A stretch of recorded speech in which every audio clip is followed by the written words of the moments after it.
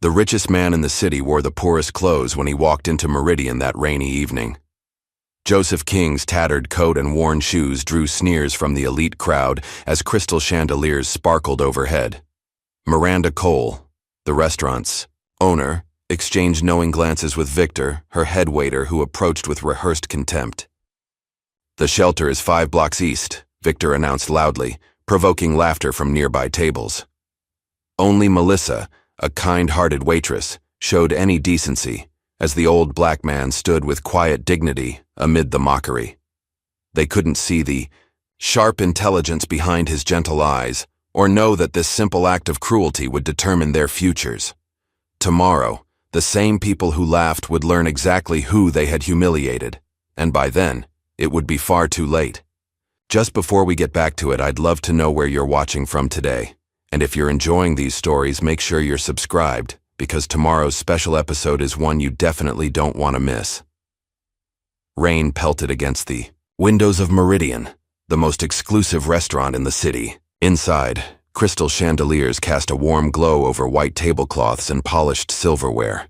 The soft murmur of conversation blended with gentle piano music as the city's elite enjoyed their evening meals. Fashion moguls clinked glasses with tech billionaires while celebrities hid behind corner tables, pretending they didn't want to be noticed. Miranda Cole surveyed her domain with cold satisfaction. At 45, she had built Meridian from nothing into the crown jewel of the city's dining scene. Her tailored dress and perfect makeup projected the image she wanted: successful, untouchable, and above all, exclusive. She nodded approvingly at a state senator before moving to greet a famous film director. "The Dover sole is exceptional tonight, James," she said, placing a manicured hand lightly on his shoulder. "Chef has outdone himself." In the service corridor, away from the guest's view, Miranda's smile vanished. "Victor," she called sharply to her head waiter. "Table 7 has been waiting too long for their second course." Victor Thompson straightened, his already impeccable tie. Tall and handsome in a conventional way, his charm was a practiced weapon he wielded with precision. "On it, Ms. Cole." The new server mixed up the tickets. "Fix it," Miranda replied coldly. "And make sure the Watkins party gets the corner booth when they arrive. They spent $6,000 on wine last month." As Victor turned toward the kitchen, he bumped deliberately into Melissa Gray, a waitress in her mid-20s with warm eyes and a quick smile that hadn't yet been extinguished by the restaurant's toxic atmosphere. "Watch where you're going," he snapped, though she had been standing still. Melissa bit back a retort, knowing from experience that Victor's complaints to Miranda could cost her the weekend shifts she desperately needed. Instead, she balanced her tray of appetizers and pushed through the kitchen doors. Inside the kitchen, Chef Lorenzo Bennett worked with focused intensity, his dark hands moving with precision as he added finishing touches to a perfectly seared scallop dish. Unlike the chaos of many high-end kitchens, Lorenzo ran his with quiet authority. Each cook knew their place and role. "Table 12, order up," he called, sliding 2 immaculate plates onto the pass. Lorenzo checked his watch discreetly. 3 more hours until the end of service, then he could call the hospital to check on his daughter Emma. The 8-year-old had been born with a heart defect, and after years of managing with medication, she now needed surgery the family's insurance wouldn't fully cover. The $20,000 gap might as well have been $20 million on a chef's salary. Out in the dining room, the door chimed. The maitre d' looked up, his practiced smile faltering. Standing in the doorway, dripping from the rain, was an elderly black man in tattered clothes. His pants were worn thin at the knees, his sweater had visible holes, and his overcoat might once have been black but had faded to a patchy gray. He carried a plastic bag in one hand and leaned slightly on a simple wooden cane with the other. The maitre d' glanced around nervously, quickly moving to intercept before the unwanted visitor could be noticed by the prestigious clientele. "Sir, I believe you have the wrong address," he said in a low voice. The old man smiled gently. "No, I'm exactly where I intended to be. I'd like a table, please." His voice was surprisingly rich and well-modulated, with perfect diction that contrasted sharply with his appearance. This unexpected dignity momentarily confused the maitre d', whose training hadn't prepared him for homeless-looking people who spoke like professors. By now, several nearby diners had noticed the exchange. Whispers spread through the restaurant, along with uncomfortable glances and raised eyebrows. A woman at the nearest table made a show of covering her nose with a linen napkin. Miranda emerged from her office, immediately assessing the situation. With a slight nod to Victor, she conveyed her command. "Deal with this quickly." Victor approached with exaggerated caution, a mocking smile on his face. "Can I help you?" he asked loudly enough for nearby tables to hear. "The homeless shelter is 5 blocks east. This is a restaurant." The old man regarded Victor calmly. "I'm aware this is a restaurant, that's why I'm here. I'd like a table for one, please." A few diners chuckled. Victor's smile widened. "I'm afraid that's not possible. We have a strict dress code and—" He looked the man up and down with exaggerated disgust. "You clearly don't meet our standards." "I have money to pay," the old man said, reaching into his coat pocket. "Even if you found a 20 on the street, our cheapest entree is $60. Victor smirked. "Now, why don't you shuffle back to whatever cardboard box you call home before I call security?" The laughter grew louder. A young tech CEO at a nearby table held up his phone, clearly recording the exchange for social media. From her position near the bar, Melissa watched with growing discomfort. The old man stood perfectly still, his dignity intact despite the humiliation being heaped upon him. There was something in his eyes, not anger or shame, but a deep, careful observation. He was watching everything, missing nothing. "Sir?" Melissa stepped forward, ignoring Victor's glare. "Would you like me to call you a cab? It's raining pretty hard." The old man turned to her with a gentle smile. "That's kind of you, young lady, but unnecessary. I came here to dine." He turned back to Victor. "And I can afford whatever is on your menu." Victor laughed loudly. "Oh, I'm sure. And I suppose you flew here in your private jet?" "Listen, old-timer, this isn't a soup kitchen. Go bother someone else before you stink up the place." Miranda, deciding the entertainment had gone on long enough, stepped forward. "Victor, please, escort this gentleman out, and maybe give him one of yesterday's rolls for the road." The old man didn't move as Victor approached to take his arm. Instead, he looked directly at Miranda. "Ms. Cole, isn't it? The owner?" Miranda's perfect eyebrows rose in surprise. "You know who I am?"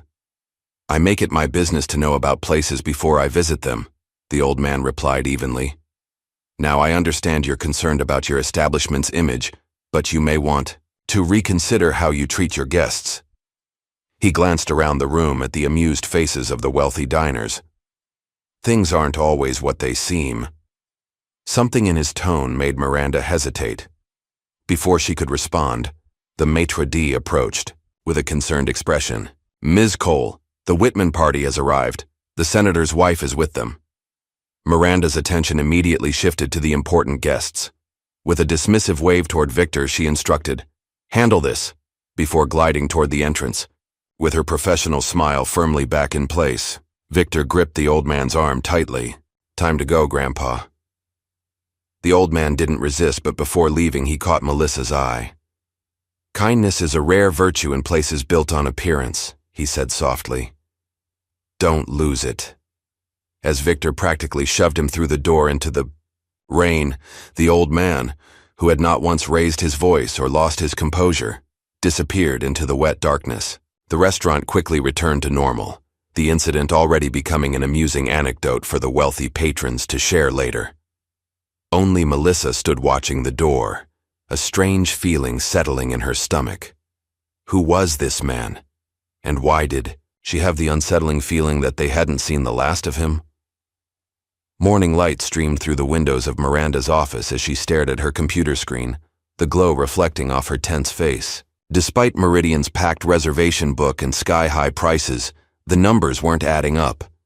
Food costs had skyrocketed, repairs to the aging kitchen equipment had been unexpectedly expensive, and the rent for the prime location had just increased by 15%.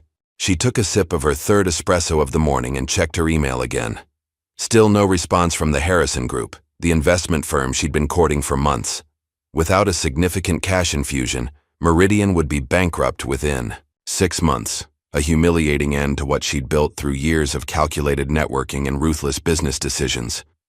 The phone on her desk rang. "Ms. Cole, there's a call from Bellevue Hospital regarding Chef Bennett's payment plan," her assistant said. Miranda sighed. "Take a message, and remind Lorenzo that personal calls should be handled on his own time." She returned to the spreadsheets, looking for anything she could cut further.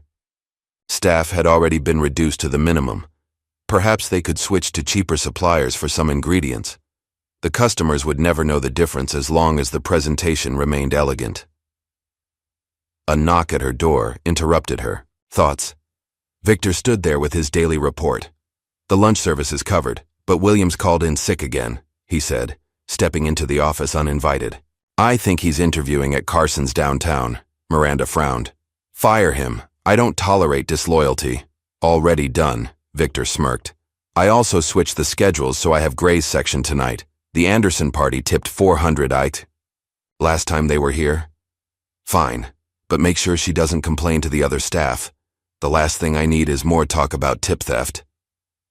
Victor's smile didn't waver. "She knows better than to say anything. I made that quite clear after the last time." Miranda nodded absently, already returning to her financial problems. "The Harrison Group is sending someone to evaluate us for investment. I need everything perfect when they arrive." "Of course," Victor replied smoothly. "I'll make sure of it. Anyone who doesn't meet standards can join Williams in the unemployment line." Meanwhile, in the quietest corner of the kitchen prep area, Lorenzo Bennett spoke in hushed tones on his cell phone. "Yes, I understand the hospital needs payment before scheduling the surgery." He closed his eyes, pinching the bridge of his nose. "I can have another 3,000 by the end of the week. Please, my daughter's condition is getting worse." The voice on the other end was sympathetically firm. Without at least half of the $20,000 needed for Emma's heart operation, they couldn't schedule the procedure. "I'll figure something out," Lorenzo promised before ending the call. He leaned against the cold steel prep table, momentarily overcome. Emma had been born with a heart defect, but their insurance had labeled the surgery elective rather than emergency. For 3 years, he'd been working double shifts and catering private events on his days off, trying to save enough, but Emma's condition was deteriorating faster than he could save. "Chef?" A sous chef poked his head around the corner. "The fish delivery is here, but it doesn't look fresh." Lorenzo straightened, tucking his personal problems away behind his professional mask.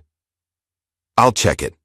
As he inspected the fish, which was indeed past its prime, Lorenzo made a mental calculation. If he accepted this delivery but negotiated a discount, claiming it was substandard, he could pocket the difference in cost. The thought made him sick, but Emma's pale face flashed in his mind. He'd do anything for her, even compromise his professional standards. "Tell them we'll take it at 60% of the invoice price," he told the delivery man, "and not a penny more." Across the restaurant, in the locker room where servers prepared for their shifts, Melissa Gray carefully counted the tips from her lunch service. $42.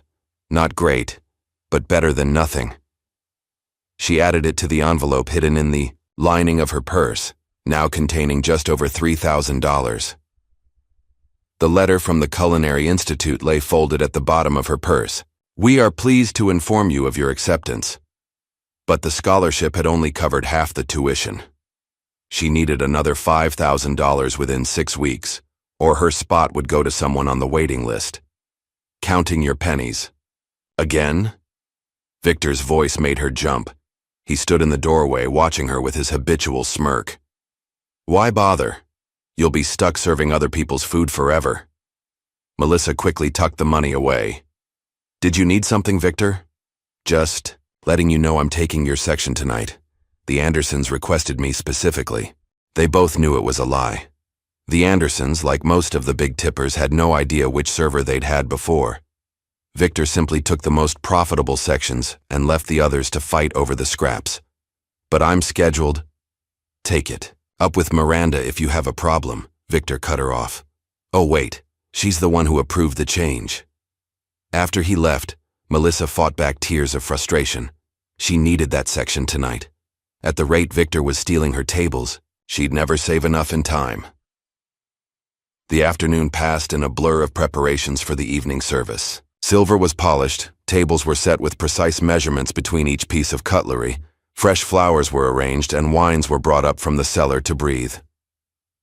Few of the staff noticed when the old man from the previous night appeared again, this time sitting on a bench across the street, seemingly watching the restaurant. From time to time, he made notes in a small book or spoke briefly into an old flip phone. A young homeless woman approached him, clearly asking for money. Instead of ignoring her or giving her spare change, the old man spoke with her at length. After their conversation, he walked with her to a nearby coffee shop, where they sat talking for nearly an hour. Inside Meridian, Victor happened to glance out the window and spotted the old man. "Look who's back," he sneered to another server. "The old bum from last night, probably hoping for handouts from people leaving the restaurant." "Maybe he's casing the place," the other server suggested. Victor laughed. What's he going to steal? He could barely walk. Probably just some crazy old man with dementia who wandered away from his caretaker. As evening approached, the restaurant began to fill with the dinner crowd. The maitre d' greeted each guest with practiced deference. Escorts whisked coats, away to be hung with care, and servers glided between tables with choreographed efficiency. And then, surprising everyone, the old man returned. This time, he had clearly made an effort with his appearance. His clothes, while still old and worn, were cleaner. His white hair was neatly combed, and he had shaved his salt and pepper beard. He carried himself with the same quiet dignity as before. The maitre d' recognized him immediately and signaled to Victor, who approached with a look of disbelief. "You again? Didn't you get the message yesterday? This isn't a place for people like you." The old man met Victor's gaze steadily. "I believe you're legally required to serve any customer who can pay and isn't disturbing others. I'm neither disruptive nor unable to pay." Victor's face darkened. "Listen, old man." "Joseph," the old man interrupted calmly. "My name is Joseph King, but most people call me Old Joe." "I don't care if they call you the King of England," Victor hissed. "You're not welcome here." Miranda appeared beside them, her business smile firmly in place. "Is there a problem?" "This gentleman was just leaving," Victor said pointedly. Joe turned to Miranda. "Ms. Cole, I understand your concern for your establishment's image, but I assure you, I can pay for my meal, and I won't disturb your other guests." Miranda assessed the situation quickly. The restaurant was full, and several patrons were already watching the exchange with interest. Making a scene would be worse for business than seating one oddly dressed old man. "Very well, Mr. King," she said coolly. "Victor will show you to a table." Victor's face registered shock, but he knew better than to contradict Miranda in front of customers. With barely concealed disgust, he led Joe to the worst table in the restaurant, right next to the swinging kitchen doors where servers constantly passed through. "Enjoy the ambiance," Victor said sarcastically, slapping a menu down on the table. Joe settled into his chair with calm dignity. "Thank you. I'm sure I will." As Victor stormed away, Melissa approached the table. "Would you like some water while you look at the menu, Mr. King?" Joe smiled warmly at her. "Yes, thank you, Melissa." She blinked in surprise. "How did you know my name?" "You're wearing a name tag," he replied with a gentle chuckle. "And you were kind to me yesterday when others weren't. I remember that sort of thing." Something about his manner put Melissa at ease. Unlike most customers who barely notice servers except to make demands, Joe looked her in the eye when speaking to her, as if she were a real person worthy of respect. In the kitchen, word spread quickly about the return of the old bum from the night before. Cooks peered through the service window to catch a glimpse of him. $5 says Victor spits in his food, one line cook wagered. 10 says the old guy is gone before the appetizers arrive, another replied. Lorenzo, focused on preparing a complex sauce, paid little attention to the gossip until he heard Victor's voice raised in complaint. "I'm not serving him," Victor insisted. To Miranda. Make someone else do it. You'll do your job, Miranda replied firmly. Just keep him away from the important tables. Lorenzo glanced up in time to see Victor storm past, muttering under his breath about letting in street trash and lowering the standards. Something about the entitled anger in Victor's voice struck a nerve with Lorenzo.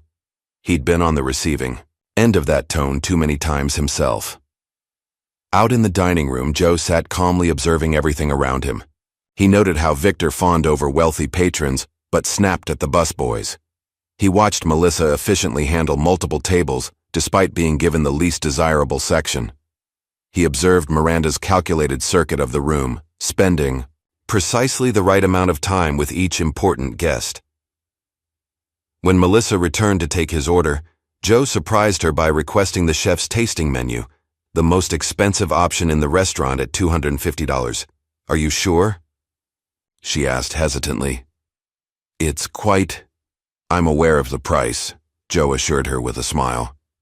And I'd like the wine pairing as well. Victor, who had been listening nearby, approached with a sneer. That will be $400 up front. House policy for certain customers.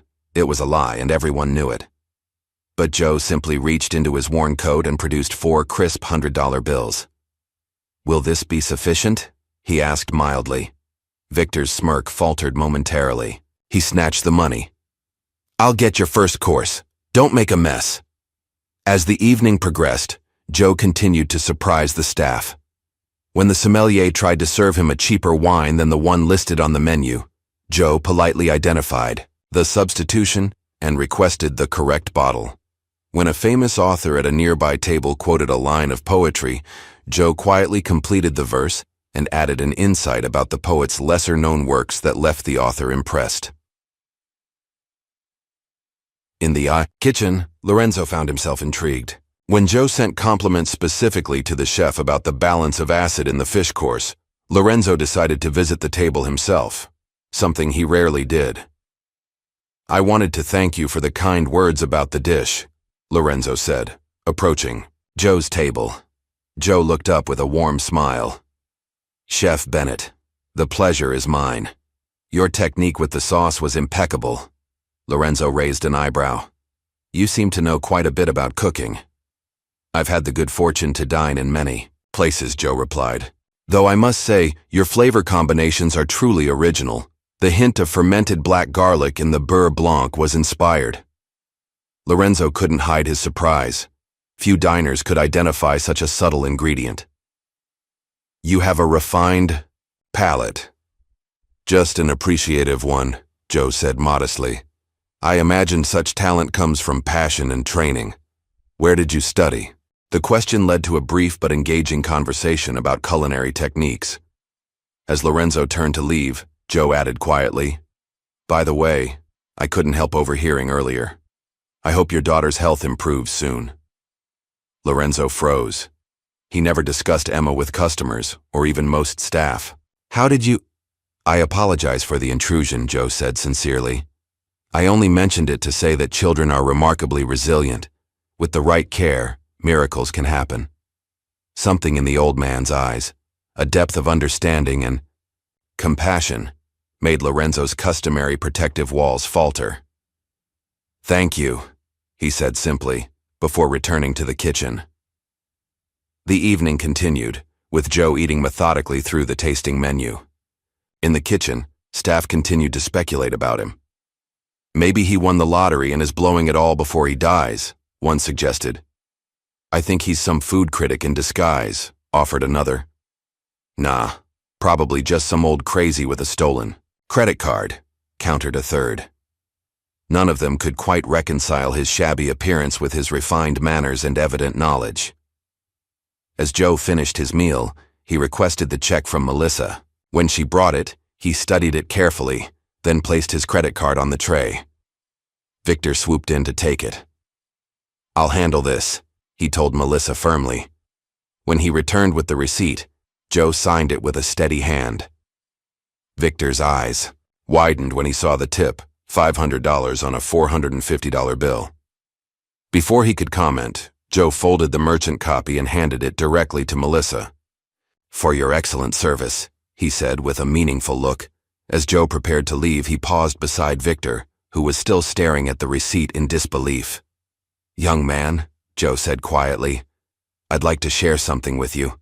The way a man treats those he thinks can do nothing for him says everything about his character." The words landed with unexpected weight.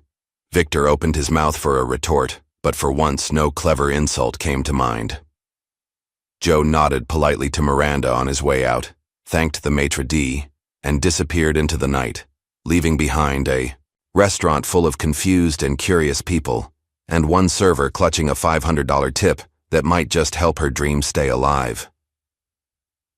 Later that night, after closing, Melissa sat in her small apartment with her laptop open. Something about the old man's parting words to Victor had struck her as familiar. On a whim, she typed the quote into a search engine. The results made her breath catch. The words were attributed to Joseph King Sr., a notoriously private billionaire, philanthropist known for his ethical business practices and generous anonymous giving. There wasn't much information about him. He avoided publicity and had rarely been photographed in the last decade. But the few images she found from his younger years showed a handsome black man with the same distinctive eyes as old Joe. It couldn't be, Melissa whispered to herself. But the more she read about Joseph King Sr. and his foundation, the more the pieces seemed to fit. The King Foundation was known for anonymous giving, focusing on medical care for children, educational opportunities for promising students from disadvantaged backgrounds, and investments in ethical businesses. As Melissa dug deeper into articles about Joseph King Sr.'s business philosophy, one quote stood out: "I never invest in any business until I've seen how they treat their least powerful customers and their most vulnerable employees. Character reveals itself when no one important is watching." With growing excitement and trepidation, Melissa realized that Meridian and everyone in it might be undergoing a test they didn't know they were taking. And so far, most of them were failing spectacularly. Joe's return to Meridian the following evening caught no one by surprise. The staff had been speculating all day about whether the peculiar old man would make another appearance. Victor had even made bets with the bartenders about how quickly Miranda would throw him out this time. But when Joe walked through the door, something was different. Though his clothes remained humble, they were notably cleaner. His posture seemed straighter, his presence somehow more commanding despite his unassuming appearance. The maitre d' approached with considerably more respect than the previous night. "Good evening, Mr. King. Would you prefer the same table as yesterday?" "That would be fine, Thomas," Joe replied, using the maitre d's name though the man wasn't wearing a visible name tag. Victor watched the exchange from across the room, his face darkening. The $500 tip from the previous night still rankled him. Money. That should have been his in his estimation. Tonight he'd make sure to handle the old man's table personally. "I'll take care of Mr. King," Victor announced, stepping forward with a smile that didn't reach his eyes. Joe nodded pleasantly as Victor led him to the same table by the kitchen door. The constant swinging of the door and the noise from the kitchen made it the least desirable spot in the restaurant, but Joe settled in without complaint. "Our specials tonight are overpriced for what they are," Victor said with barely disguised contempt. "But I'm sure that won't bother someone like you who clearly has money to burn." "I appreciate the candor," Joe replied calmly. "However, I think I'll trust Chef Bennett's recommendations again. The tasting menu was excellent yesterday." Victor's smile tightened. "Coming right up. I assume you can pay cash again?" Joe reached into his worn coat pocket and pulled out a small, leather card holder. He extracted several $100 bills and placed them on the table. "Will this be sufficient for tonight's meal and wine pairings?" The casual display of cash momentarily threw Victor off balance. "I'll get your first course," he muttered, turning sharply away. At the bar, Victor complained to the bartender. "Something's not right about that old man. Nobody dressed like that carries that kind of cash unless they're into something illegal." The bartender shrugged. "Who cares as long as he tips well? Maybe he's one of those eccentric millionaires you read about." "Please," Victor scoffed. He's probably some retired janitor spending his entire life savings to pretend he belongs here. When the sommelier brought Joe's first wine pairing, a crisp Sancerre to accompany his amuse-bouche, Joe took a thoughtful sip before frowning slightly. "I believe there's been a mistake," he said gently. "This is a lovely wine, but it's not the Domaine Vacheron you've listed on your pairing menu." The sommelier's eyes widened. "Sir, I assure you, it's a Pascal Jolivet," Joe continued unperturbed. "Excellent in its own right, but with a distinctly different mineral profile than the Vacheron. Perhaps you've run out of the Vacheron." The sommelier glanced nervously at Victor, who had instructed him to serve the cheaper wine. I'll check the cellar, sir." As the flustered sommelier retreated, Joe's attention was drawn to a nearby table where a well-known literary critic was dining with a publisher. They were discussing a recent poetry collection, and the critic quoted several lines from Keats. "Beauty is truth, truth beauty. That is all ye know on earth and all ye need to know," the critic recited. From his table, Joe softly completed the quote. "Beauty is truth, truth beauty. That is all ye know on earth and all ye need to know." "The you ought?" Critic turned in surprise. "You know Keats?" "One of my favorites," Joe replied with a warm smile. "Though his Ode on Melancholy speaks to me more deeply as I've aged. Aye, in the very temple of delight, veiled melancholy has her sovereign shrine." The critic's eyebrows rose in genuine surprise. Not many people appreciate his more complex works. He studied Joe with new interest, clearly reassessing his initial impression based on Joe's appearance. Perhaps because few have experienced enough of life's contrasts to truly understand them. Joe suggested. This exchange did not go unnoticed by other diners or the staff. Miranda, making her usual rounds, paused to observe the unexpected conversation between her shabby customer and one of the city's most respected cultural voices. Meanwhile, Melissa had been watching Joe from a distance. After her internet research the previous night, she couldn't help wondering if this humble old man might truly be the reclusive billionaire Joseph King Sr. When Victor was called away to handle a complaint at another table, Melissa seized the opportunity to approach Joe. "How is everything tonight, Mr. King?" she asked, refilling his water glass. "Excellent, thank you, Melissa," Joe replied, "though I sense you have a question beyond the quality of the food." Melissa hesitated, then gathered her courage. "I hope this isn't too forward, but I couldn't help noticing your insight about character yesterday. It reminded me of something I once read." A subtle smile played at the corners of Joe's mouth. "Did it now? And what might that have been?" "A quote from Joseph King Sr., Melissa said, watching his reaction carefully, "about how people reveal their true character through how they treat those they believe can do nothing for them." Joe's eyes twinkled, but he neither confirmed nor denied the connection. "Sounds like a wise perspective, regardless of who said it. Tell me, Melissa, if you weren't serving tables here, what would you be doing?" The sudden change of subject caught her off guard. Well, I've been accepted to the Culinary Institute, but I'm still short on tuition." "And what draws you to cooking?" As Melissa shared her passion for creating food that brought comfort and joy to others, she found herself opening up more than she'd intended. Joe listened attentively, asking thoughtful questions that showed genuine interest in her dreams. "You have a gift for seeing possibilities where others see only ingredients," Joe observed. "That's rare and valuable." Before Melissa could respond, Victor returned, inserting himself between them.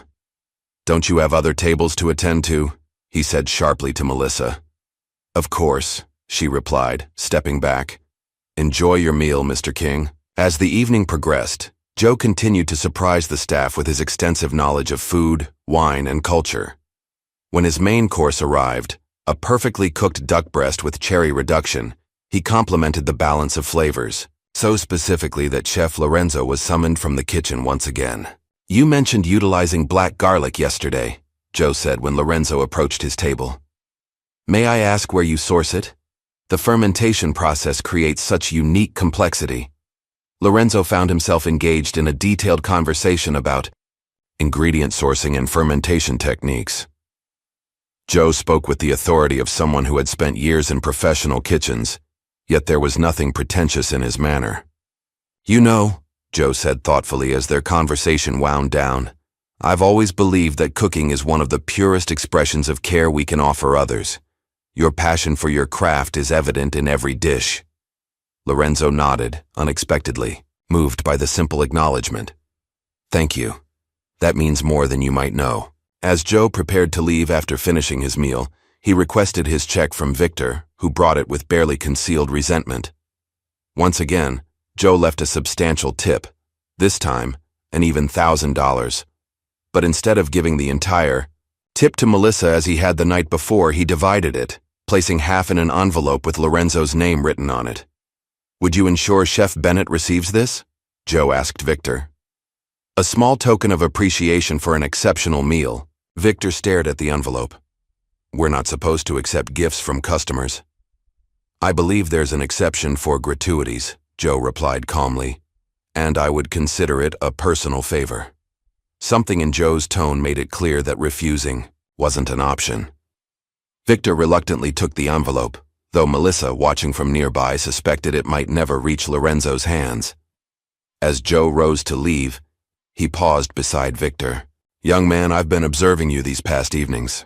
Victor straightened defensively. "And? You have potential that you're squandering through unkindness," Joe said simply. "Life has a way of reflecting back what we put into it. Remember that." Before Victor could form a retort, Joe turned to speak quietly with Melissa. "Don't give up on your dreams," he told her. "Sometimes help comes from unexpected places."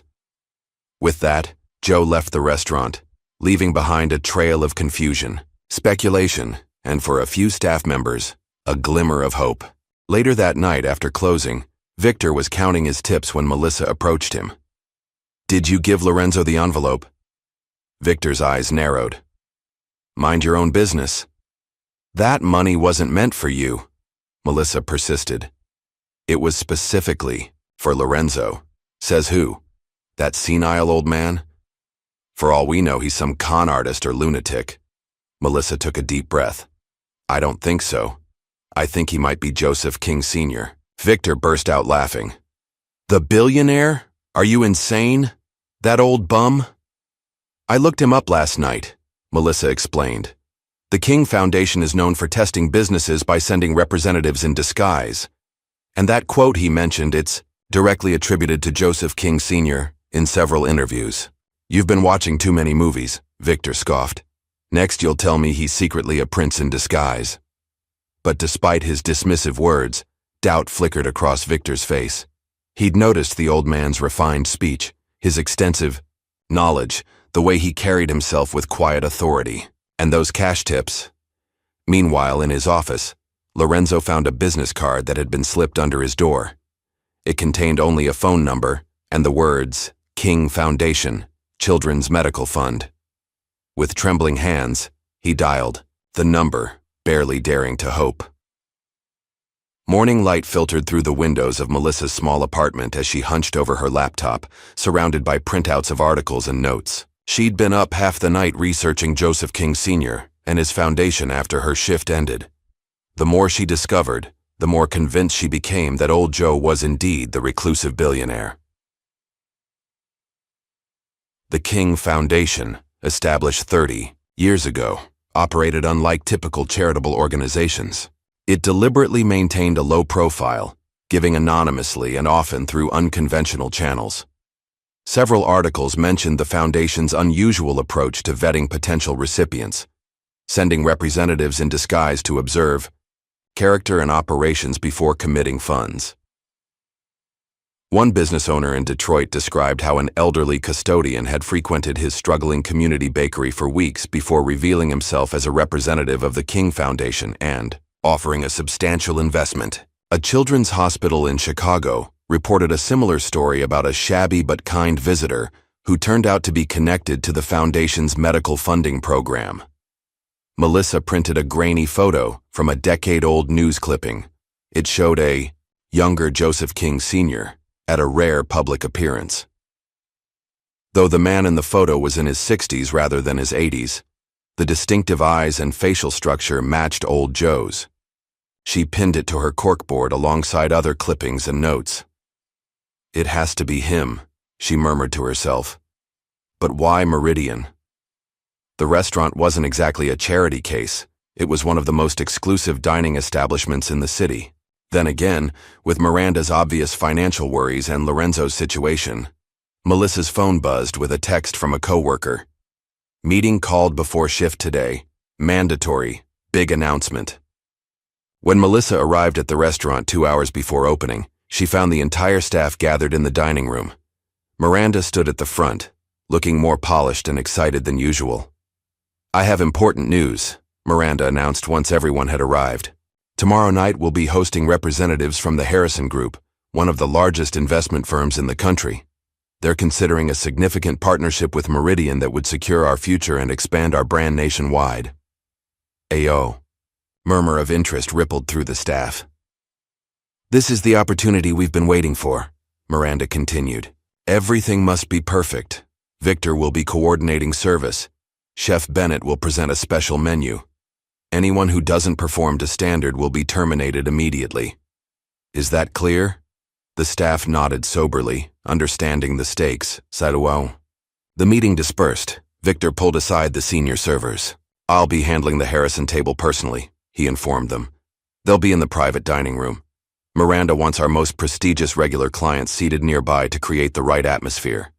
Melissa started to return to her prep work when Lorenzo caught her eye, gesturing subtly for her to join him in the kitchen. "Did you give that old man, Joe, your number?" Lorenzo asked once they were alone. Melissa shook her head. "No, why?" Lorenzo glanced around to ensure they weren't overheard. "Someone left a card under my office door last night with the King Foundation's contact information. I called this morning." He took a deep breath. "They've approved full funding for Emma's surgery. She's scheduled for next Tuesday with one of the top cardiac surgeons in the country." Melissa's eyes widened. "Lorenzo, that's amazing. But how?" "They said an anonymous donor recommended my case," Lorenzo continued, his voice thick with emotion. "Said they'd been monitoring Emma's situation and were just waiting for the right time to step in." "It's him," Melissa whispered. "Joe is connected to the King Foundation. I've been researching all night. Joseph King Sr. is known for testing people and businesses before investing or giving." Lorenzo shook his head in disbelief. But why would a billionaire philanthropist be eating in restaurants dressed like that? And why Meridian specifically? Before Melissa could answer, the kitchen doors swung open and Victor entered. "What are you two whispering about? We have work to do." They separated quickly, but Victor's suspicious gaze followed them for the rest of the preparation shift.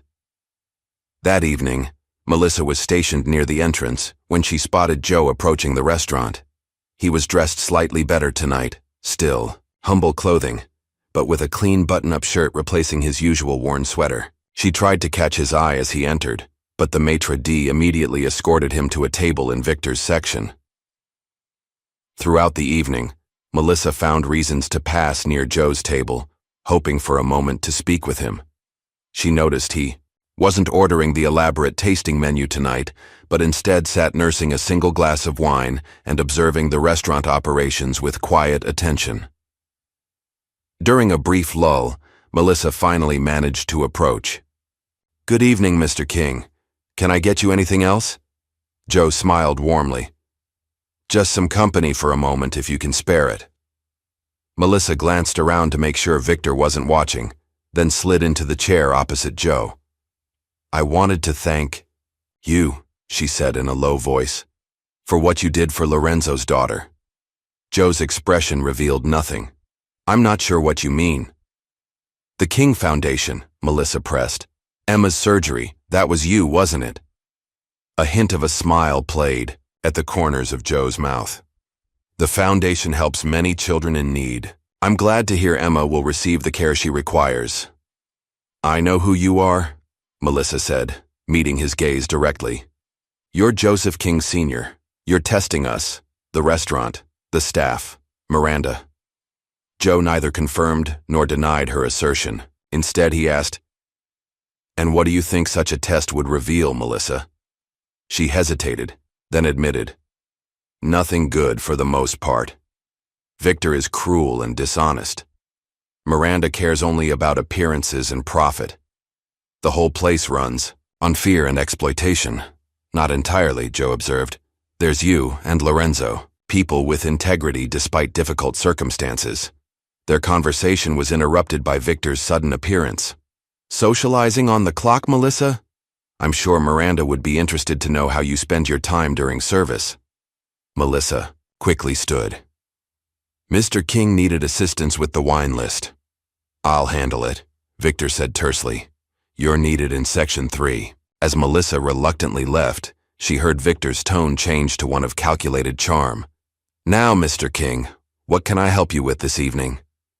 Joe's response was too quiet for her to hear, but from Victor's expression, it wasn't what he expected. Later, that evening, Joe struck up a conversation with Lorenzo, who had emerged from the kitchen to speak with a regular customer. When Lorenzo stopped by Joe's table, their discussion quickly turned personal. I understand congratulations are in order, Joe said quietly. Emma's operation is scheduled, I hear. Lorenzo's eyes widened. How did you? News travels, Joe replied with a gentle smile. I imagine you're feeling both relieved and anxious. Lorenzo nodded, suddenly finding himself sharing his fears and hopes for his daughter's future with this strange old man who somehow inspired trust. Joe listened attentively, occasionally offering insights that suggested personal experience with similar situations. You know, Joe said thoughtfully, as their conversation wound down. I've always believed that a person's true calling reveals itself in moments of crisis. Your dedication to your daughter speaks volumes about your character, Chef Bennett. Thank you, Lorenzo replied, genuinely moved. That means a lot. Have you ever considered what you might do if you weren't constrained by circumstances? Joe asked. If you could create any kind of restaurant or food experience, what would it be? The question caught Lorenzo off guard, but he found himself describing a long-held dream. A community-focused restaurant that would offer high-quality food at accessible prices, with a training program for aspiring chefs from disadvantaged backgrounds.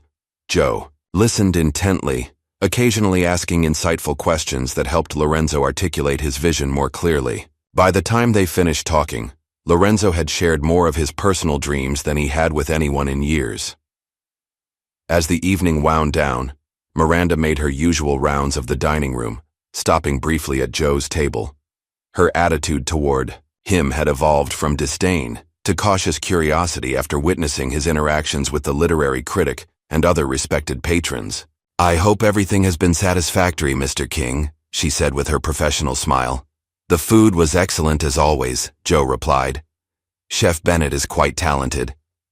Yes, we're fortunate to have him, Miranda agreed smoothly.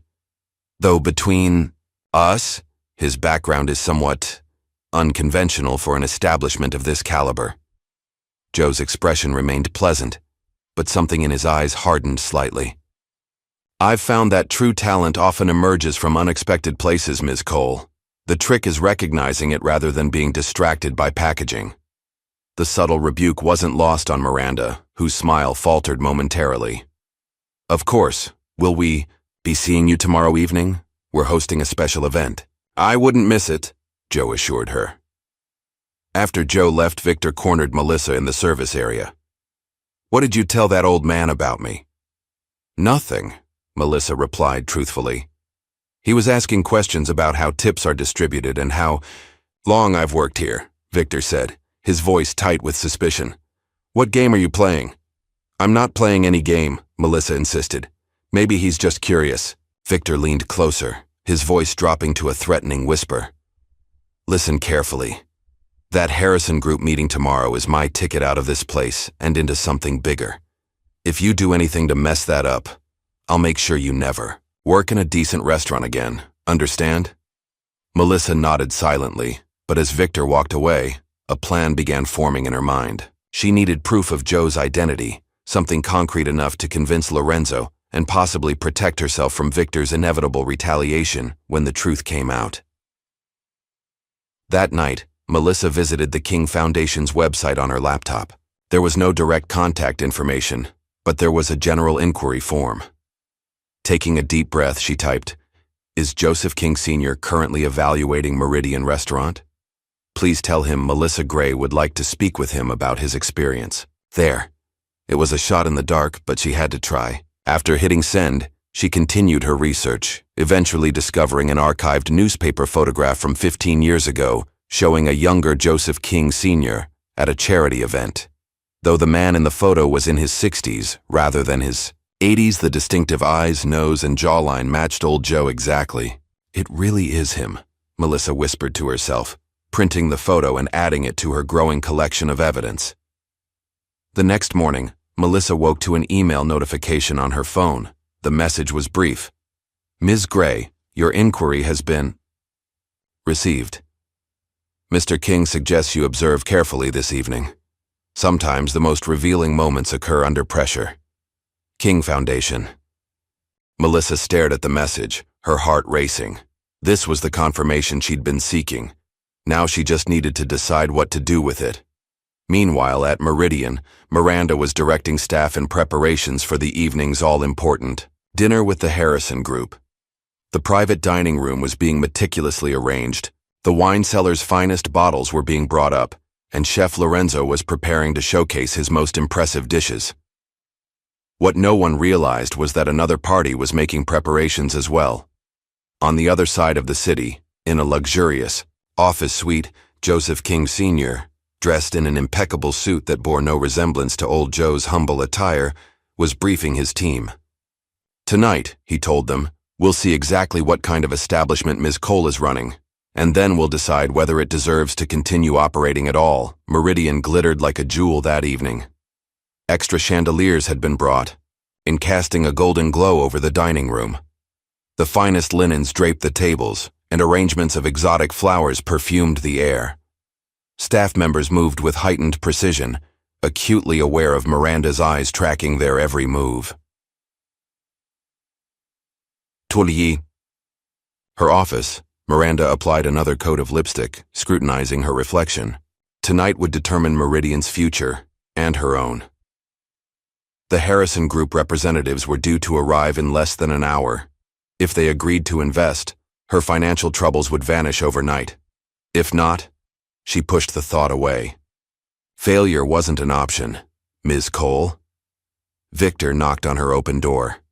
"Everything is ready. The private dining room is prepared, and Chef Bennett's menu has been approved." "And the guest list?" "All confirmed." "Yes. We have 3 city council members, that tech CEO from Silicon Valley, and several social media influencers strategically seated near the private room. The Harrison party will see that we cater to the right clientele." Miranda nodded approvingly. "Perfect. What about the press?" "Food critic from the Tribune is at table 9. The lifestyle blogger is at 11. Both have been given complimentary champagne." "Excellent." Miranda smoothed her dress. "This has to be flawless, Victor. I've staked everything on tonight." "I understand." Victor hesitated. "There's one small issue. That old man, Joe. He's made another reservation." Miranda's expression darkened. "Cancel it." "I tried. He insisted. And after the way he's been tipping, the staff is eager to serve him." "Fine. Put him somewhere out of sight, far from the Harrison party, and make sure he doesn't cause any disruption." As Victor left, Miranda reached for the vodka bottle in her desk drawer. One quick shot to steady her nerves. Tonight would change. Everything. She couldn't allow any distractions. Meanwhile, in the kitchen, Lorenzo worked with focused intensity. His hands moved with practiced precision as he prepared elements for the evening's special menu. But his mind was elsewhere, with Emma, who would finally receive her life-saving surgery next week thanks to the mysterious King Foundation. "Chef?" Melissa approached cautiously. "Do you have a moment?" Lorenzo glanced up. "Make it quick. We're on a tight schedule." "It's about Joe, the old man who's been coming in. I have proof of who he really is." She slid a folder across the counter. "He's Joseph King Sr., the billionaire philanthropist who runs the King Foundation." Lorenzo stared at the newspaper clippings and photos. The younger man in the grainy photographs shared the same distinctive features as their elderly customer. "This can't be right. Why would someone like him come here dressed like that? The foundation is known for testing businesses before investing. They send representatives, or King himself, in disguise to observe how people behave when they don't know who they're serving. Lorenzo's face paled. And we've been seating him by the kitchen door. Worse, Melissa continued urgently. Victor has been openly hostile to him, and Miranda has treated him like an inconvenience. Tonight could be our last chance to make things right. The Harrison Group meeting. What if it's actually connected to the King Foundation? Before Lorenzo could respond, the kitchen doors swung open and Victor entered. What are you two whispering about? Melissa, you should be on the floor. We open in 15 minutes. As Melissa hurried away, Victor's gaze fell on the folder Lorenzo was hastily closing. What's that? Nothing, just some recipe ideas. Lorenzo tucked the folder under his arm, but not before Victor glimpsed a photo of Joe. Why do you have pictures of that old bum? Victor demanded. He's not a bum, Lorenzo replied evenly. And you might want to show him some respect tonight. Victor's eyes narrowed. What's that supposed to mean? Just a suggestion. Now, if you'll excuse me, I have a menu to prepare. The evening service began with the practiced choreography of high-end dining. Guests arrived to be greeted by name, coats were whisked away, and champagne appeared as if by magic. Miranda circulated among the early arrivals, her social smile firmly in place. At precisely 7 o'clock, Joe arrived. Unlike previous visits, there was something subtly different about him tonight. Though his clothes remained humble, he carried himself with an unmistakable air of authority. The maitre d', noticing the change, escorted him to his table with newfound deference. Victor intercepted them. Mr. King, your usual table isn't available tonight. We have a special event. I'll need to seat you in the back corner. Joe smiled, mildly. That won't be necessary, Victor. My usual table will be fine. Something in Joe's tone made Victor hesitate. For the first time he sensed something beneath the old man's shabby exterior, a quiet power that couldn't be dismissed. We're fully booked with VIP guests, Victor insisted, regaining his composure. The table by the kitchen is unavailable. Joe glanced around the dining room, noting several empty tables, including his usual spot. I see. And these VIP guests? They're more important than other paying customers? For tonight, yes, Victor replied bluntly. Some people matter more than others, that's just reality. Joe's expression remained pleasant, but his eyes grew serious. An interesting perspective. Tell me, does Ms. Cole share this view of customer value? It's company policy, Victor said firmly. Now, if you'll follow me to the back corner, Joe nodded thoughtfully but didn't move. Before we proceed, I'd like to speak with Melissa. She's been most helpful during my previous visits. Victor's face darkened. Melissa is assigned to other tables tonight. I'll be handling your service personally. Nevertheless, I'd like to speak with her. The simple request, delivered without heat but with unmistakable authority, left Victor momentarily speechless. He was saved from responding by the arrival of 3 black SUVs outside the restaurant. The Harrison Group representatives had arrived. If you'll excuse me, Victor said tersely, I have important guests to attend to. Follow me to your table or leave. Those are your options. As Victor walked away, Joe remained where he stood, watching, with quiet interest as Miranda rushed to greet the new arrivals. The first 2 were clearly executives in expensive suits, but it was the third person who drew everyone's attention, a distinguished-looking older woman who carried herself with natural authority. Mrs. Harrison, Miranda gushed, it's an honor to welcome you to Meridian. We've prepared our finest table and a special menu for your party. Margaret Harrison, head of the Harrison Group, nodded politely, but seemed distracted, her gaze sweeping the restaurant as if looking for someone. When her eyes fell on Joe standing near the entrance, a flash of recognition crossed her face. Miranda, following her gaze, felt a stab of anxiety. I apologize for that, gentleman. He's being seated elsewhere. He won't disturb your evening. No need to apologize, Mrs. Harrison replied smoothly.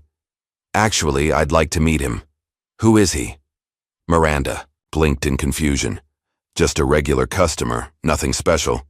Bring him to our table, Mrs. Harrison instructed. I insist. As Miranda signaled frantically to Victor, who looked equally confused, Joe made his way calmly toward the Harrison party. Margaret, he greeted the older woman with warm familiarity. Right on time as always. Joseph, she replied with a smile, I see you're conducting business as usual. The blood drained from Miranda's face as realization dawned. Joseph. As in... Joe turned to her with the same mild expression he'd maintained throughout his visits. Joseph King, yes. Mrs. Harrison and I are old friends. Her investment group, often partners with my foundation. The restaurant fell silent as guests and staff alike realized what was happening. Victor, who had rushed over at Miranda's signal, stood frozen, his expression shifting from confusion to horror. Perhaps, Joe suggested gently, we should move this conversation to the private dining room you've prepared. I believe we have matters to discuss that might be better handled away from an audience. Miranda nodded numbly, leading the way with leaden steps. As they walked, she whispered urgently to Victor. Why didn't you recognize him? How could you let this happen? Me, Victor hissed back. You're the one who told me to treat him like garbage. In the kitchen, Melissa hurried to find Lorenzo. It's happening, she whispered urgently. Joe just revealed himself to Miranda and the Harrison people. They've gone to the private dining room. Lorenzo's eyes widened. And Victor? Looks like he's seen a ghost. He and Miranda are panicking. Good, Lorenzo said with quiet satisfaction. Maybe they'll finally understand what they've done. In the private dining room, Miranda struggled to regain her composure as she faced Joseph King Sr. No longer old Joe in her mind, but one of the wealthiest and most influential philanthropists in the country. Mr. King, she began, her voice unnaturally high. I can't express how honored we are to have you dining with us. Had we known who you were... That's precisely the point, Ms. Cole, Joe interrupted gently. I wanted to experience Meridian as any customer would, not as someone deemed important. Margaret Harrison nodded in agreement. Joseph's methods may seem unconventional, but they're remarkably effective at revealing an establishment's true culture. Miranda forced a laugh. I assure you, we treat all our guests with the utmost respect. Do you? Joe asked mildly. That hasn't been my experience. There must be some misunderstanding, Miranda insisted, shooting a venomous glance at Victor. Perhaps my staff failed to properly... Your staff, Joe interrupted again, reflects your leadership, Ms. Cole. Victor's behavior isn't an anomaly. It's a symptom of the culture you've created. The private dining room door opened, and the maitre, D, poked his head in. Ms. Cole, there's a situation in the kitchen that requires your attention. Not now, Miranda snapped. It's Chef Bennett, the maitre d' persisted. He's demanding to speak with Mr. King immediately. Before Miranda could object further, Joe nodded. Send him in, please. Lorenzo entered, still wearing his chef's coat, his expression a mixture of determination and hope. Mr. King, I need to thank you properly. What you've done for Emma, I can never repay you. Joe waved away his thanks. No repayment necessary. Chef Bennett, your daughter deserves the best care available. What is this about? Miranda demanded. The King Foundation is funding Emma's heart surgery, Lorenzo explained, his voice thick with emotion. She's seeing one of the top specialists in the country next week. Joe nodded. Lorenzo's dedication to his craft despite his personal struggles impressed me. He puts his heart into every dish, even when those he serves don't appreciate his efforts. The implied criticism wasn't lost on Miranda, whose face flushed with anger. Before she could respond, Victor stepped forward, his mask of arrogance replaced by desperate charm. Mr. King, if there have been any misunderstandings during your visits, I take full responsibility. Had I known who you were... That's exactly the problem, Joe interrupted, his voice suddenly stern. You believed it necessary to know my status before deciding how to treat me with basic human dignity. The private dining room door opened again, and Melissa entered tentatively. I'm sorry to interrupt, but Ms. Gray, Joe greeted her warmly, please join us. We were just discussing Meridian's approach to customer service. Miranda's eyes darted between Melissa and Joe, noting their familiar interaction. You two know each other? Melissa was the only person who showed me consistent kindness during my visits, Joe explained, regardless of my appearance or perceived status. Victor's face darkened with rage. You put her up to this. She knew who you were all along. No, Melissa replied firmly. I figured it out on my own after seeing how Mr. King was treated. Unlike some people, I pay attention to character, not clothing. The tension in the room was palpable as Victor took a threatening step toward Melissa. That's enough, Joe's voice cut through the room like steel. Though he hadn't raised his volume, the authority in his tone stopped Victor instantly. Your behavior right now only confirms what I've observed over the past 3 evenings. Joe turned to address Margaret Harrison. Margaret, I believe we've seen enough to make our decision. Mrs. Harrison nodded gravely. Indeed we have, Joseph. Miranda, sensing her opportunity slipping away, made one last desperate attempt. Mr. King, Mrs. Harrison, please. Whatever impressions you've formed, I assure you they don't reflect Meridian's true values. If you'll give us another chance to show you. I've had 3 chances, Ms. Cole, Joe replied evenly. Each night I watched how you and your staff operate. I saw how you treat those you deem important versus those you don't. I observed the fear you instill in your employees, the corners you cut with food quality, and the toxic culture you've created. Miranda's professional facade crumbled completely. This isn't fair. You came in looking like a homeless person. What did you expect? Basic human decency, Joe answered simply. The same courtesy you'd show anyone. The room fell silent as the impact of his words sank in. In that moment, Victor's face contorted with a final surge of anger and resentment. This is ridiculous, he snarled. You come in here looking like some bum off the street, and we're supposed to treat you like royalty? I've worked too hard to be lectured by some self-righteous old black man playing dress-up games. A collective gasp filled the room at Victor's openly racist comment. Even Miranda looked shocked at the outburst. Joe regarded Victor calmly. And there it is, the truth beneath the surface. Thank you for making my point so effectively. The tension in the private dining room was broken by the arrival of 6 professionally dressed individuals who entered without knocking. They moved, with the coordinated precision of a team accustomed to working together, each carrying tablets and phones. Mr. King, the leader addressed Joe. The cars are ready whenever you are. The mayor sends his regrets that he couldn't join tonight as planned. Joe nodded in acknowledgement before turning back to the stunned faces of Miranda and Victor. With deliberate movements, he removed his worn overcoat to reveal an impeccably tailored suit jacket underneath. From an inner pocket, he withdrew a pair of designer glasses which he put on with practiced ease. In seconds, his entire demeanor transformed. His posture straightened, his movements became more refined, and the full force of his authority filled the room. Joseph King Sr., chairman of the King Foundation and CEO of King Enterprises, he introduced himself formally. Though I believe we've already been acquainted over the past few evenings. The shock on Miranda's face would have been comical under different circumstances. Victor had gone completely pale, his earlier bravado evaporated. But why? Miranda managed to ask. Why come to Meridian like that? I never invest in any business without seeing its true character first, Joe explained. The way an establishment treats its least powerful customers tells me everything I need to know about its values. One of Joe's assistants stepped forward, handing him a leather portfolio. The documentation you requested, sir. Joe opened the folder and scanned its contents. As of 9 o'clock this morning, King Hospitality Group acquired a controlling 51% stake in Meridian's parent company, Prestige Dining Concepts. Miranda gasped. That's impossible. PDC isn't for sale.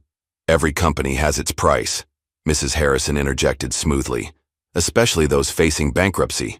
Your parent company was quite eager to divest individual properties that were underperforming. Financially. Underperforming? Miranda sputtered. Meridian is the flagship restaurant of the entire group. In reputation, perhaps, Joe acknowledged.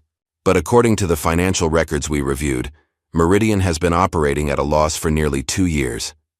Your cost-cutting measures, inferior ingredients, reduced staff, unreported cash transactions, have eroded both quality and integrity.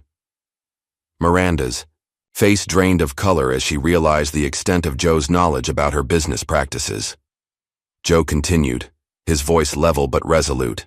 I came here prepared to offer a substantial investment to revitalize Meridian, if it proved worthy. I was evaluating not just the food or service, but the character of the establishment. He turned to where Melissa and Lorenzo stood watching the scene unfold. I found that character in certain individuals, but not in the leadership. Victor, desperate to salvage something from the disaster, stepped forward with an ingratiating smile. Mr. King, I deeply regret any misunderstanding. If you'll allow me to explain my approach to customer service. There's nothing to explain, Joe interrupted firmly. Your behavior speaks for itself, particularly your final comments, which revealed exactly what drives your treatment of others. He gestured to one of his assistants, who handed Victor an envelope. Your employment is terminated, effective immediately. This contains severance equal to 2 weeks' pay, which is more generous than what you've offered to the staff members you fired on Ms. Cole's behalf. Victor stared at the envelope in disbelief. You can't fire me. You don't have the authority. As majority shareholder, I'm afraid I do, Joe corrected him. The severance is a courtesy, not an obligation, given the documented history of your conduct. Another assistant stepped forward, projecting documentation onto the wall of the private dining room, video clips of Victor's behavior over previous evenings, records of tip theft, and testimonials from former employees about his abusive practices. How did you get this? Victor demanded, his voice rising in panic. We've been monitoring Meridian for weeks, Joe explained. Not just during my visits. My foundation is thorough in its due diligence. Miranda, watching her restaurant empire crumble before her eyes, made one final desperate appeal. Mr. King, please, I've devoted my life to Meridian. Whatever mistakes have been made, I can fix them. Just tell me what you want changed. Joe regarded her thoughtfully. The problem.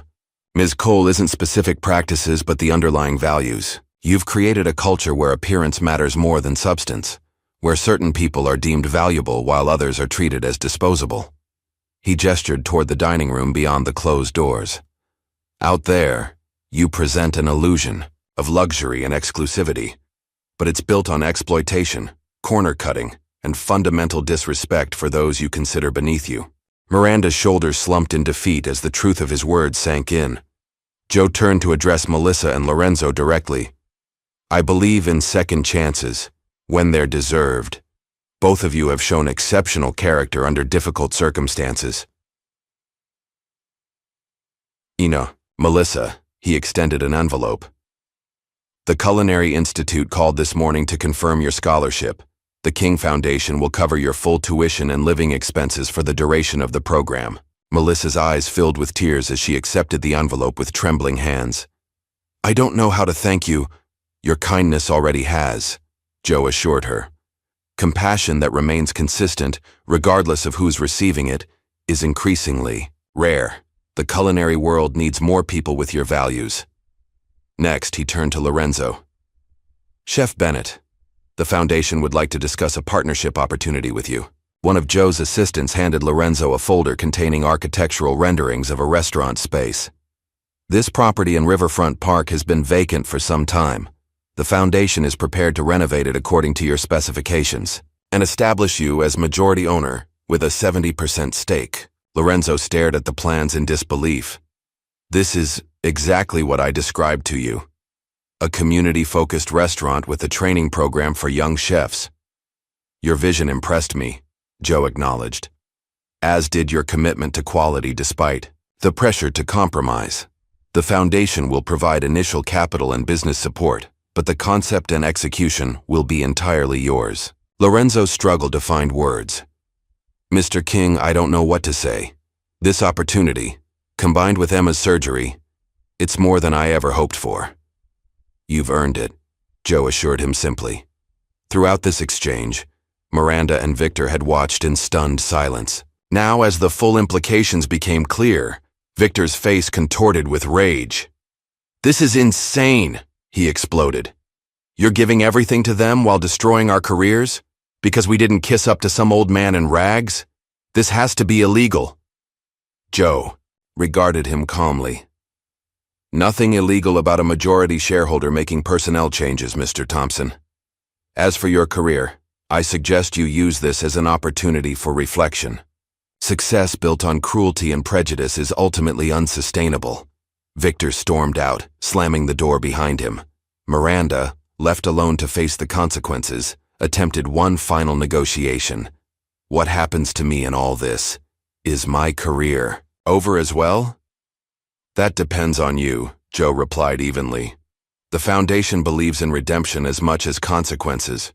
You'll retain 15% ownership of Meridian, but as a silent partner only. The restaurant will close for 3 months for complete restructuring, new management, retraining, and a revised business model that balances profitability with ethical practices." He handed her a business card.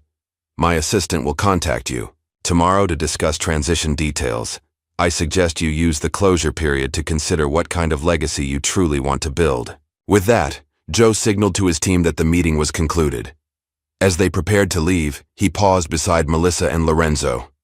"Remember," he told them quietly, "true wealth isn't what you accumulate, but what you give. Your value was never determined by this place or these people. It was within you all along."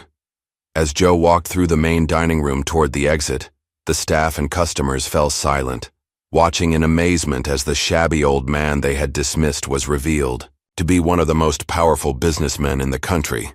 He nodded politely to the stunned maitre d', left a generous tip for the coat check attendant who had previously ignored him, and stepped out into the night. Not as old Joe in tattered clothes, but as Joseph King Sr., a man whose simple disguise had revealed the truth about Meridian and everyone in it. The news spread through the city's restaurant community like wildfire. Overnight, Meridian went from being the pinnacle of fine dining to the center of a scandal that fascinated the culinary world. Food blogs and social media accounts buzzed with different versions of the story, each more dramatic than the last. The common thread in every telling was the same. A billionaire had exposed the ugly truth beneath the restaurant's glittering facade by posing as a poor old black man. For the staff of Meridian, the morning after brought a mixture of anxiety and hope. They gathered in the dining room, which felt strangely quiet without the usual pre-service bustle. A team of professionals from the King Foundation stood at the front, clipboards in hand. "Good morning," the lead representative began. "As you may have heard, ownership of Meridian has changed. The restaurant will close for 3 months for restructuring and retraining. However, Mr. King has made it clear that this transition should not cause unnecessary hardship for staff members." Murmurs rippled through the assembled employees. "All staff, except those specifically named for termination, will receive full wages during the closure period. Additionally, any tips that were skimmed by management over the past year have been calculated based on financial records and will be reimbursed in full." Gasps and exclamations of disbelief filled the room. For many of the servers who had suffered under Victor's tip theft, this represented thousands of dollars they'd given up hope of ever seeing. When Meridian reopens, it will operate under a new management structure and a revised business model. Those who wish to remain with the restaurant will undergo retraining. Those who prefer to seek employment elsewhere will receive assistance, with placement and references. As the meeting continued, Miranda watched from the doorway of her office, her face a mask of controlled emotion. In the harsh morning light, she looked older, the carefully maintained facade of perfection beginning to crack. When the Foundation representative finished addressing the staff, he approached her with a folder. "Ms. Cole, if you'll sign these papers, we can begin the transition process." Miranda took the folder with stiff fingers. "And if I refuse?" "The majority ownership has already been transferred. These documents merely outline your options as a minority shareholder. Mr. King was quite insistent that you be given the choice to remain involved, albeit in a reduced capacity." She glanced through the papers, her eyes widening at certain clauses. "This says I'll have no operational control." "That's correct. Your role would be strictly financial.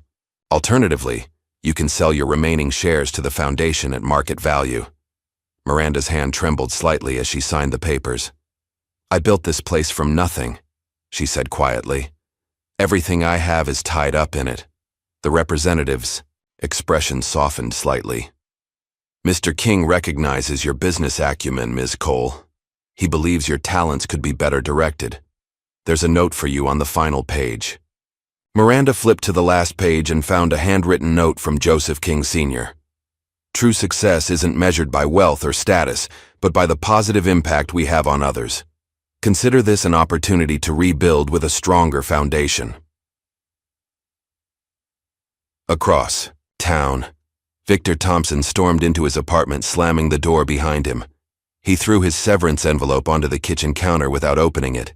His phone had been buzzing constantly with messages from friends and colleagues who had already heard about the previous night's events. He ignored them all, pouring himself a large whiskey instead. The humiliation burned worse than the alcohol. After years of carefully cultivating relationships with wealthy clients and influential industry figures, his reputation had been destroyed in a single evening. Victor pulled out his phone and began calling contacts at other high-end restaurants, hoping to secure a position before word of his termination spread too widely. The first call went to voicemail, so did the second. On the third call, the manager of a popular steakhouse answered but grew noticeably cooler when Victor identified himself. Sorry, Thompson. We're fully staffed at the moment. You were hiring last week, Victor pressed.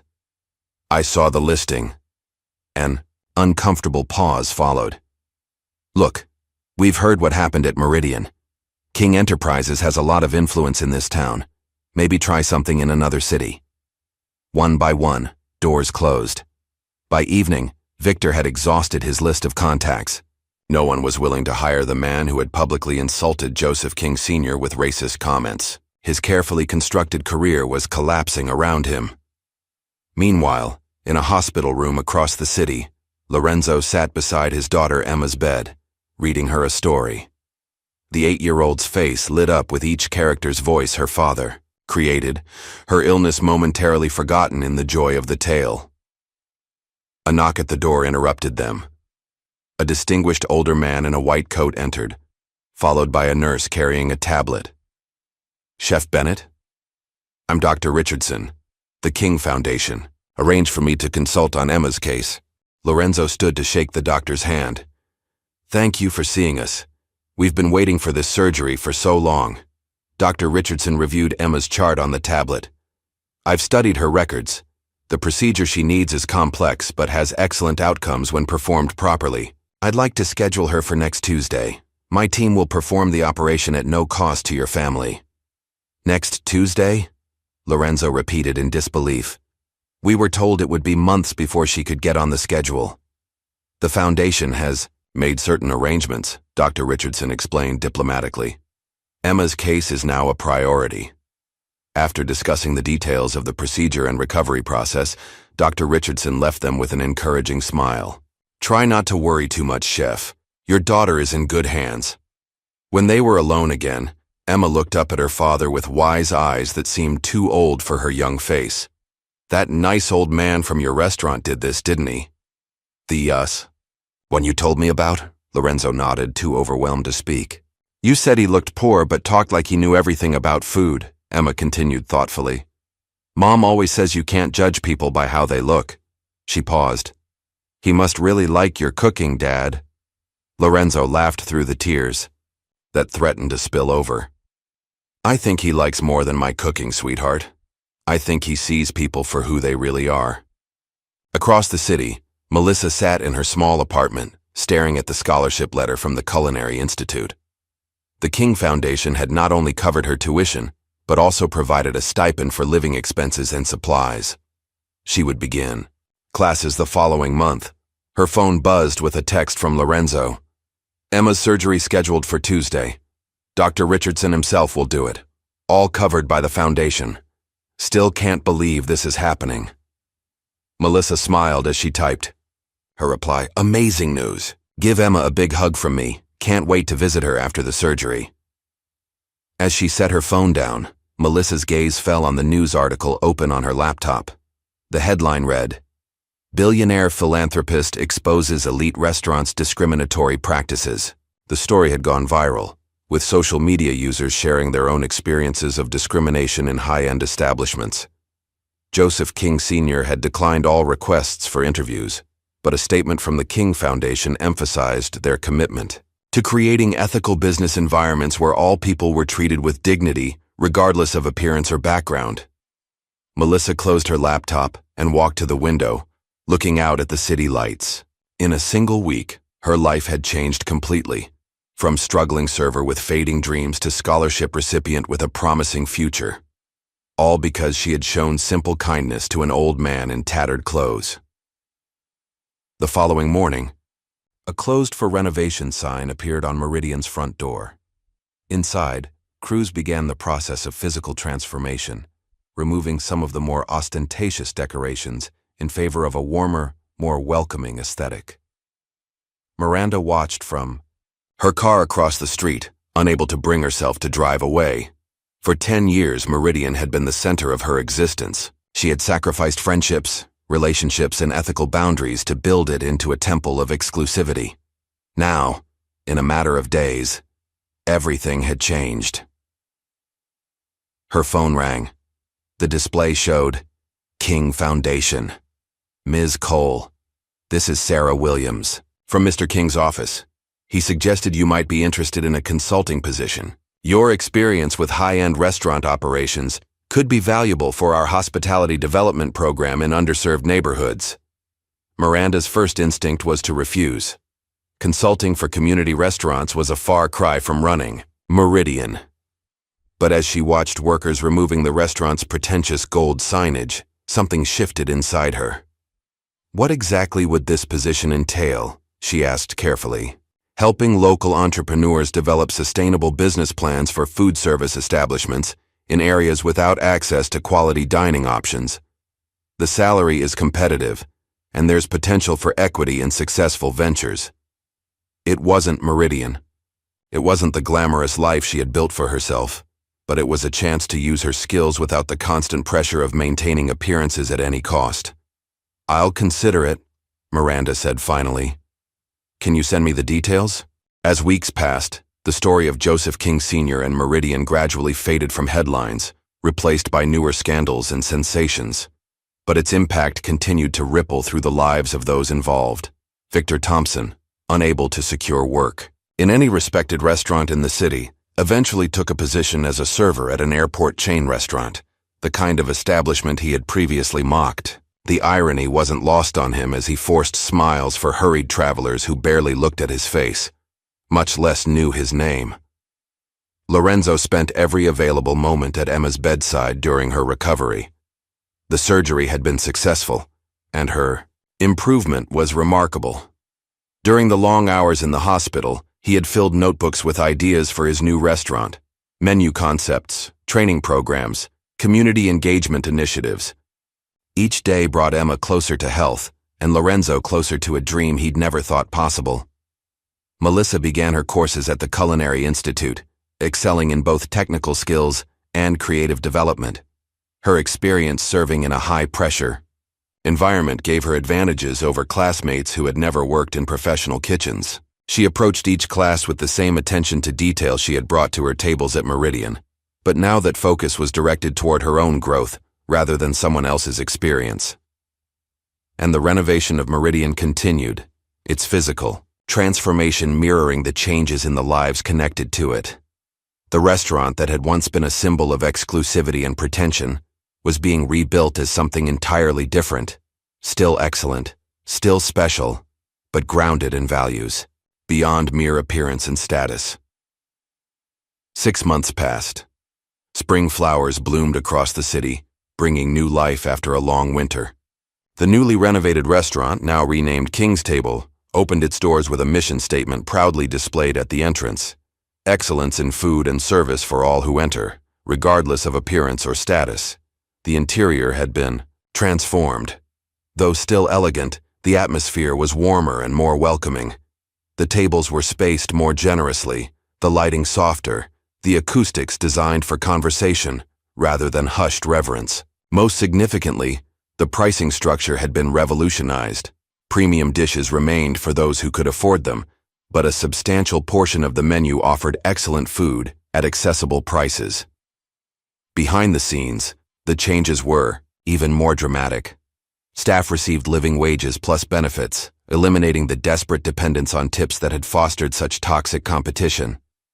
A training program provided career advancement opportunities for everyone from dishwashers to servers, and one night each week, the restaurant operated as a community kitchen, serving high-quality meals to those who could not afford to dine out. The management team, personally selected by Joseph King Sr., emphasized character and ethics alongside culinary and service skills.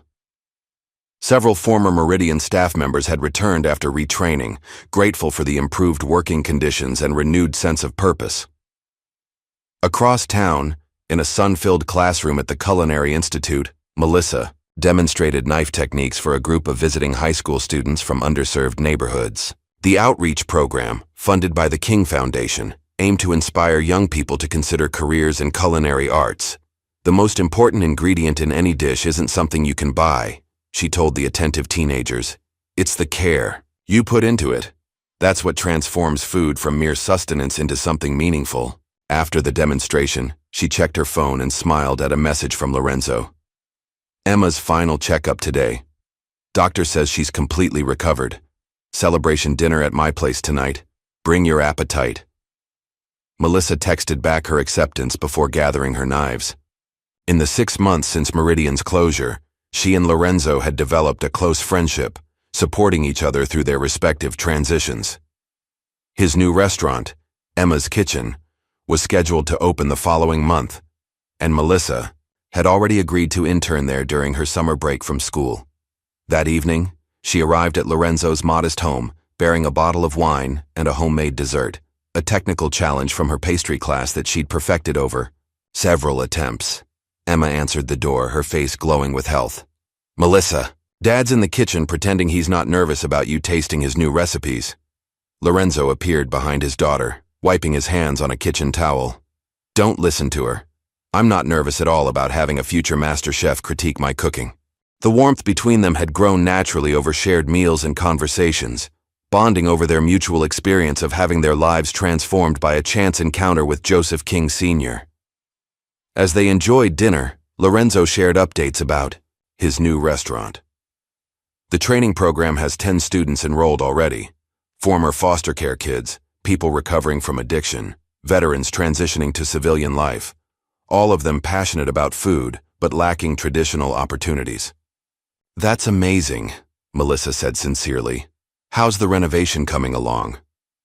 Almost finished. The King Foundation team is incredibly efficient. They've incorporated every element I asked for, even my crazy idea about the open demonstration.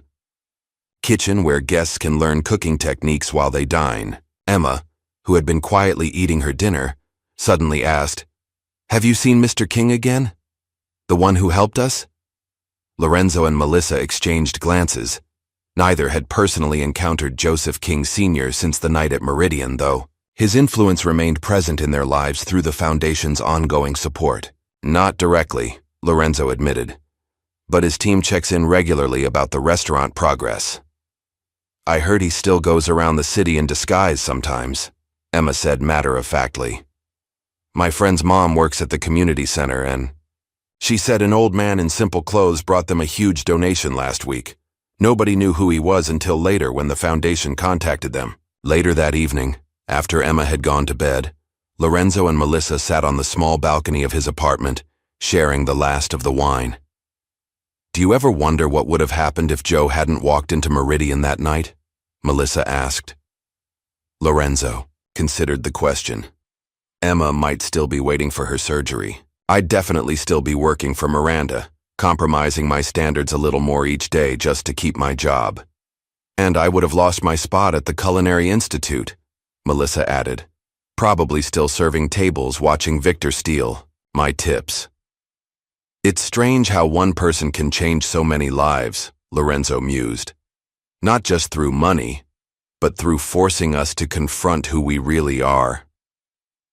Across town, In a very different setting, Miranda Cole sat in a small community cafe. She had helped develop in a neighborhood that had previously been a food desert.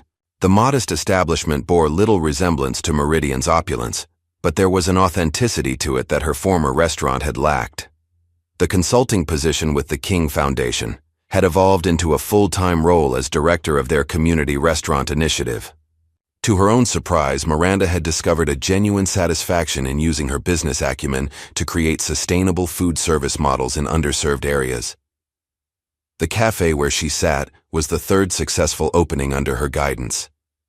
The owner, a local woman who had previously run an informal catering business from her home kitchen, had just received a small business award for entrepreneurship. Miranda's phone chimed with an email notification. Opening it, she found a brief message from Joseph King Sr.'s office. Mr. King would like to meet to discuss expanding the community restaurant program nationally. Are you available next Tuesday? Miranda felt a flutter of nervous anticipation. She had not faced Joseph King Sr. directly since the night he had revealed his identity at Meridian. Though they had communicated through his foundation team, this would be their first face-to-face meeting since her humbling. She typed a simple reply. I would welcome the opportunity to discuss expansion. Tuesday works well. As she set down her phone, Miranda glanced around the bustling cafe. Tables were filled with local residents enjoying good food at reasonable prices. Staff members moved efficiently, but without the frantic pressure she had once imposed at Meridian. There was laughter, conversation, community. For the first time in her career, Miranda realized she had helped create something of genuine value. Not just a status symbol or a profitable business, but a place that improved the lives of those it touched. The revelation was both uncomfortable and liberating. The following day, the paths of those connected to the Meridian story intersected once more. The King Foundation hosted a preview dinner at the soon-to-open Emma's Kitchen, bringing together community leaders, culinary professionals, and foundation partners. Lorenzo presided over the kitchen with confident humility, directing his newly trained staff with respect and clear guidance. Each dish that emerged represented his vision of accessible excellence, sophisticated flavors and techniques applied to ingredients that ordinary people could recognize and afford. Melissa, given the night off from her studies to attend the event, watched her friend with pride. She had contributed several ideas to the menu during development, and Lorenzo had graciously credited her input. Miranda arrived late, slipping into the dining room quietly. Though invited in her capacity as foundation director, she felt a lingering awkwardness about facing Lorenzo and Melissa. To her surprise, both greeted her with professional courtesy rather than resentment. The concept is remarkable, Miranda told Lorenzo sincerely. You've created something truly unique here. Thank you, Lorenzo replied. I've had excellent guidance. His eyes moved meaningfully to the entrance, where Joseph King Sr. had just arrived. No longer disguised as Old Joe, Joseph King Sr. presented an impressive figure in a well-tailored suit, yet he carried himself with the same quiet dignity that had been evident even in his humble clothing. He moved through the room greeting guests, eventually making his way to where Lorenzo, Melissa, and Miranda stood. Chef Bennett, he said warmly, shaking Lorenzo's hand. The food is exceptional. Even better than I remembered from Meridian, now that it truly reflects your vision. Thank you, Mr. King, Lorenzo replied. None of this would exist without you. I merely provided opportunity, Joseph corrected gently. You provided the talent and character that made it worthwhile. He turned to Melissa. And how are your studies? Progressing, Ms. Gray? Extremely well, she answered with a genuine smile. I'm at the top of my class in both technique and theory. I'm not surprised, Joseph said. Your natural empathy gives you an advantage many chefs lack, the ability to truly consider the experience of those you serve. Finally, he acknowledged Miranda with a respectful nod. Ms. Cole, I've been following your work with the Community Restaurant Initiative. Most impressive. Miranda accepted the compliment with newfound humility. It's been educational. I've had to unlearn as much as I've learned. The most valuable growth often requires that, Joseph observed. As the evening progressed, Joseph circulated among the guests, eventually slipping away without fanfare. His characteristic preference for substance over ceremony unchanged despite the formal setting. The next morning, news outlets reported a remarkable anonymous donation to the city's Homeless Services Department. Enough funding to create a culinary training program and small business incubator for people transitioning out of homelessness. And in a small park, across town, an elderly black man in simple, clean clothes sat playing chess with a group of veterans. A young woman approached hesitantly, carrying a paper bag. "Excuse me," she said.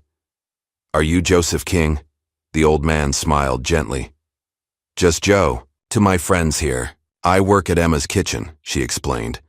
"Chef Bennett asked me to bring you this." She handed him the bag, which contained a carefully packed meal from the restaurant's menu. "Very kind of him," Joe said. "Would you like to join us for a game? While I enjoy this excellent food?" The young woman hesitated, then sat down at the chess table. "I should warn you, I'm not very good." "That's perfectly all right," Joe assured her. "We all start somewhere. It's the willingness to learn that matters most." As they set up the chess pieces, a businessman in an expensive suit walked past, barely glancing at the group of seemingly ordinary people engaged in their simple game. Joe watched him pass with the same observant eyes that had once assessed Meridian's culture of exclusivity and found it wanting. "Sometimes," Joe remarked to his new chess partner, "the richest souls wear the poorest clothes.